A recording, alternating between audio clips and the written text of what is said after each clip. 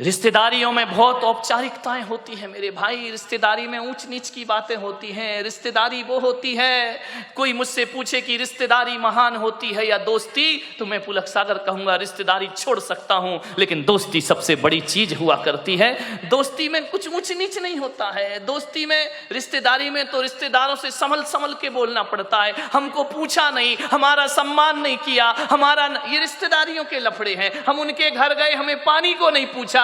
दोस्त ऐसा कभी नहीं कहता है मेरे भाई। दोस्त के मन में ये बातें कभी नहीं आती हैं। रिश्तेदार में बहुत सी रिश्तेदारी निभाना पड़ती है, दोस्ती निभाना नहीं पड़ती। दोस्ती तो जीना पड़ती है, आनंद के साथ दोस्ती जी जाती है मेरे भाई। रिश्तेदार शिकायत से भरे होते हैं। कभी कमर साहब आ जाएं, दामान जी आ जाएं, यदि आपके घर में खाएंगे पिएंगे, तिलक भी करवाएंगे, टिफिन भी ले जाएंगे, और घर जाके कहेंगे मजा नहीं आया, धत रे की मर गया वो करते करते ससुर साहब, तुमने क्या दिया, मजा नहीं आया। विचार करिए, ये रिश्तेदारियां होती हैं। और दोस्ती तो वो होती है, यदि दोस्ती का आनंद लेना है तो नारायण कृष्ण सुदामा के चिवड़े का आनंद लिया करते हैं, जो 56 भोगों में आनंद नहीं आया करता है। दोस्ती बड़ी आनंद प्रदायक होती है। आपसे एक निवेदन है, मैं जहां तक सोचता हूं कि अब्दुल कलाम को यदि गलत संगति मिल जाती तो मेरा पूरा विश्वास है कि अब्दुल कलाम लादेन बन गए होते, और लादेन को अच्छी संगति मिल जाती तो लादेन अब्दुल कलाम बन गया होता। ध्यान रखिए, राम को अच्छी संगति मिली, वो महान हो गए। यदि रावण को अच्छी संगति मिलती तो रावण भी राम बन के खड़ा होता, और राम को गलत संगति मिलती तो राम रावण बन गए होते। मेरे भाई, आपसे मैं यही निवेदन करना चाहता हूं। आज यदि मैं इस ओहदे पर आके पहुंचा हूं तो इसमें मेरे जीवन में सबसे ज्यादा हाथ किसी का है तो दोस्तों का हाथ मेरे जीवन में है। मान्यवर सोचिए, अच्छी संगति करो। मालूम है, गंगा जैसी नदी में यदि नाली का पानी मिल जाए तो कहते हैं कि नाली का पानी गंगा जैसा पूज्य हो जाया करता है।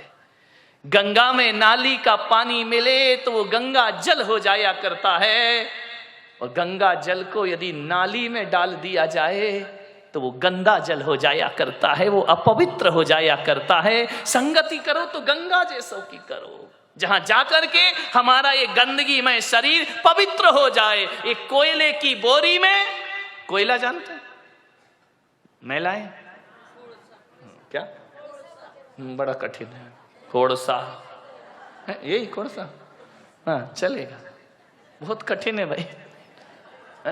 यदि उसके बोरी गोनी उसमें यदि शक्कर भर दी जाए तो शक्कर काली हो जाती है। मेरे भाई ध्यान रखना, इस संगति का फल हुआ करता है। मैं आपसे निवेदन करता हूं, दोस्ती के रिश्ते को पवित्र रखना है, पावन बनाना है, तो जिससे भी दोस्ती का रिश्ता बनाओ, बनाने से पहले एक कब्रिस्तान अपने हृदय के कोने में जरूर बनाना। ध्यान रखना, बाहर के कब्रिस्तान की बात नहीं कर रहा हूं, अपने हृदय के कोने में, अपने मन के कोने में एक कब्रिस्तान जरूर बनाना। और ऐसा कब्रिस्तान जहां हम अपने मित्र की बुराइयों को दफना सके। ध्यान रखिए, उनको जमी दोज कर सके।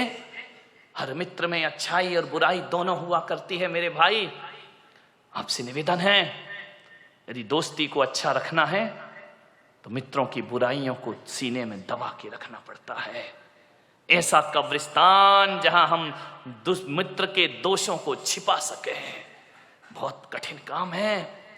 प्रशंसा करना बहुत आसान है मेरे भाई, कमियों को छिपाना बहुत कठिन काम हुआ करता है। अरे किसी व्यक्ति में कोई कमी है, उस कमी को यदि छिपाना है तो इतना ही कठिन है जैसे कोई जहर का घूंट पी रहा हो। मेरे भाई, हम दूसरों की कमियों को उजागर बहुत जल्दी करते हैं। दोस्त कैसा होना चाहिए?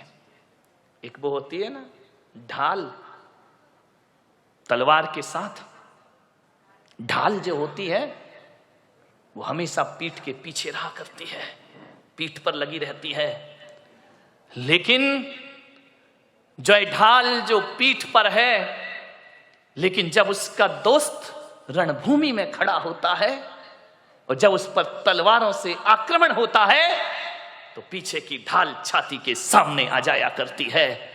दोस्त वैसे ही होना चाहिए कि बुरा अच्छे दिनों में तो दोस्त पीछे रहे, लेकिन बुरे दिनों में ढाल बन करके दोस्त को आगे आना चाहिए, दोस्ती का रिश्ता निभाना चाहिए, ढाल बन करके खड़े हो। संगति का जीवन में बहुत फर्क पड़ा करता है। एक संत के पास 2 तोते थे। एक आदमी उनके यहां बैठने गया संत जी के दर्शन करने। दोनों तोते अलग अलग पिंजरे में बंद थे। अब जैसे ही पहुंचे तो एक तोता बोला, आइए, राम राम, स्वागत है आपका, स्वागतम, आइए बैठिए। आदमी को बड़ा अच्छा लगा कि यार तोता कितना मीठा बोल रहा है। जय जिनेन्द्र, राम राम, आइए भाई साहब बैठिए, अतिथि देवो भव, आपका स्वागत है, आपका सम्मान है। इतना सुकून मिला उसको। वो मुड़ा थोड़ा सा दूसरे तोते की तरफ। दूसरा तोते ने इतनी गालियां बकी, इतनी गालियां बकी, मारो, काटो, पीटो, पकड़ो, लूटो। अरे उसने कहा कि संत जी ये क्या मामला है? एक तोता गालियों पे गालियां बक रहा है और एक तोता आइए स्वागतम बड़ा मीठा शब्द बोल रहा है। संत ने कहा, मैंने इन तोतों से कुछ जिंदगी का पाठ पढ़ा है। बोले क्या पाठ पढ़ा है? बोले जब ये तोते पैदा हुए थे, एक तोता मैंने डाकू के घर भेज दिया था और एक तोता मैंने साधु के घर भेज दिया था। अरे जो साधु का तोता था वो कहता था राम राम तुम्हारा स्वागत है, और जो डाकू के घर पला है वो कहता है मारो, काटो, पकड़ो और लूटो। ये संगति का फल है। तोता तो एक ही है ना, किस घर में पड़ा है? एक बात याद रखना, भीलनी के घर में पड़ा हुआ चंदन तिलक लगाने के काम नहीं आता, चूल्हे में जला करके रोटियां बनाया करती है। ध्यान रखना, भीलनी के घर में रखा हुआ हीरे का टुकड़ा आभूषण नहीं बनता है, वो पैर घिसने के काम आया करता। कहां पड़े हो आप? चंदन पड़ा चमार घर, ध्यान रखिए, नित नित कूटे चाम। चंदन कहां जाना चाहिए? किसी पंडित पुजारी के पास जाए तो माथे का तिलक बनेगा, और ऐसी जगह चला जाए जहां रोज चमड़ा कूटा जाएगा। ध्यान रखिए, सोचना है आपको, आप कीमती हैं, आप महत्वपूर्ण हैं। दोस्ती को ध्यान में रखिए, किसके साथ आपका उठना बैठना है। एक बात याद रखना, मैं खाने में बैठकर दूध पीना खराब है। ध्यान रखिए, मैं खाने में बैठकर दूध भी पियोगे तो शराबी का दर्जा मिलेगा तुम्हें, इतना स्मरण रखना। और संत के दरबार में पानी भी पियोगे तो पानी नहीं, अमृत और आशीर्वाद का नाम उसे दिया जाता है, अमृत पान हुआ करता है। चीज तो वही है, चीज में क्या फर्क पड़ता है? संगति किसकी कर रहे हो? अच्छे लोगों की संगति करो, ऊंचे लोगों की संगति करो। ऊंचे लोग, ऊंची पसंद। कौन बोला? माणिक चंद। ध्यान रखिए, मान संगति कैसे करना है, ऊंचे विचार। मैं जब स्कूल में पढ़ता था, पढ़ाई में बहुत वीक था, बहुत कमजोर। हकीकत बताऊं, धक्के लग लग के पास होता था, पढ़ाई में मन ही नहीं लगता था। दुनिया भर की शैतानी में मन लगता था, पढ़ने लिखने में कोई दिमाग नहीं, बस इसी में खुश थे। कभी देखने ही नहीं कितने परसेंट, और हमारे समय तो परसेंटेज का लफड़ा ही नहीं था। इस क्लास से उस क्लास में चले गए, पास हो गए, ना माँ बाप को कुछ पड़ी है ना हमें कुछ पड़ी है। जाकर के देखा, बोले क्या रिजल्ट पास, नाचते गाते आ गए, जानते ही नहीं थे 90% क्या होते हैं। आजकल के बच्चे को तो 98% आ जाए तो डिप्रेशन में चला जाता है, 2% कम क्यों हुए। हम लोग तो कोई लफड़ा ही नहीं था, आ गए, पास हो गए, निकल गए, बैठ गए अगली क्लास में, कोई परसेंटेज की बात नहीं थी। कई बार तो 5 नंबर का ग्रेस भी लग के अगली क्लास में बिठा दिया जाता था। मान्यवर सोचिए, बड़ी पढ़ाई बड़ी मजेदार थी। फेल भी हो गए तो कोई टेंशन नहीं। एक लड़का फेल हो गया था हमारी क्लास में बचपन में। अब वो फेल तो हो गया बेचारा, बड़ा रो रहा। मैंने कहा काहे को रोता है यार, हो गया, फेल हो गया। स्कूल अगर आए तो पढ़ना ही पड़ेगा, पढ़ाई गर जहर है तो पीना ही पड़ेगा। उस समय मैंने कविता लिखी थी, गिर गिर के पढ़ाई में संभलते ही रहेंगे। ये मेरी बचपन की कविता है।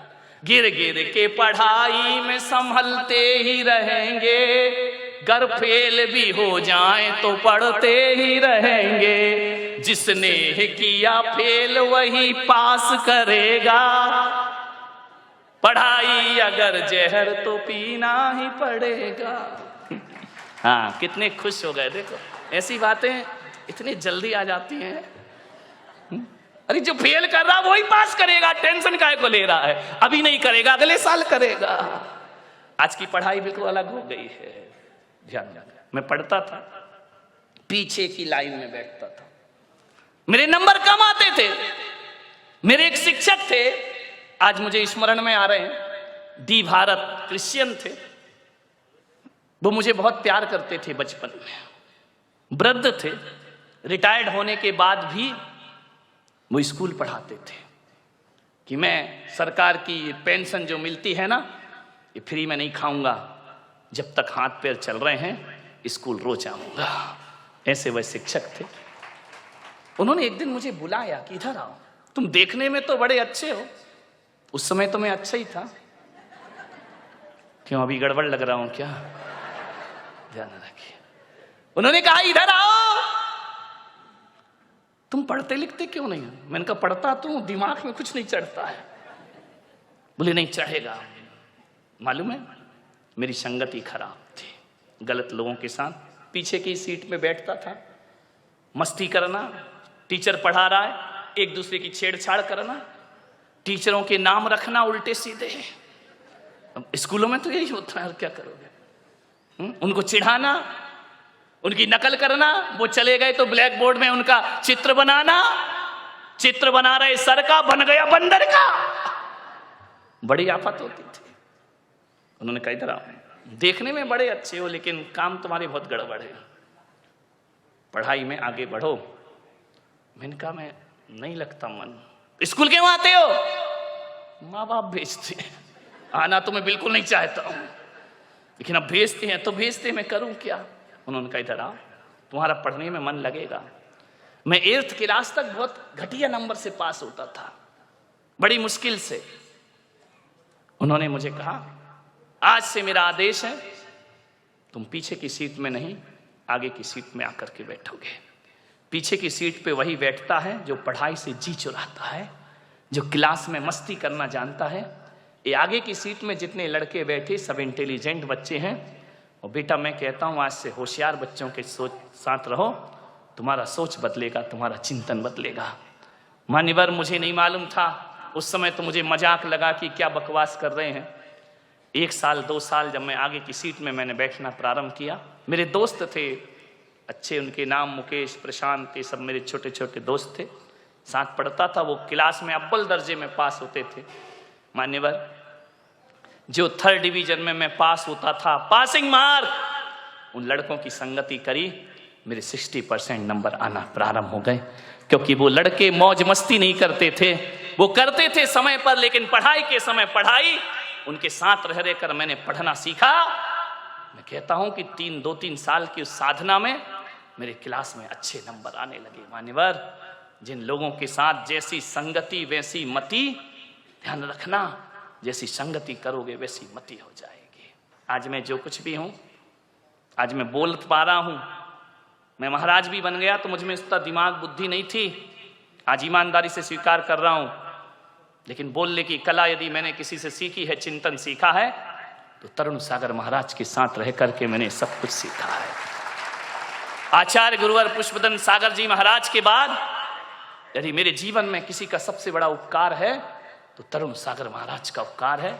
3 साल उन्होंने मुझे पढ़ाया लिखाया, योग्य बनाया, उन्होंने मुझे चिंतन सौंपा। मान्यवर कोई कैसा भी कुछ भी कहता रहे, जो जैन समाज में तरुण सागर ने चिंतन परोसा है, कोई मुनि इतना बड़ा चिंतन इस देश में नहीं परोस सका, जिन्होंने देश के जैन धर्म को जन धर्म बनाने का। आज मैं दुखी हूं, क्योंकि उनसे मेरा केवल इतना ही रिश्ता नहीं है कि वो मेरे अग्रज हैं, मेरे बड़े मुनि हैं, मैं उनके संग में दीक्षित हूं आचार्य महाराज से। आज ऐसी आवाज जिसने जैन धर्म को पहचान दी, आज दिल्ली में वो आवाज लड़खड़ा रही है मेरे भाई। आज वो बीमार हैं, आज वो अस्वस्थ हैं।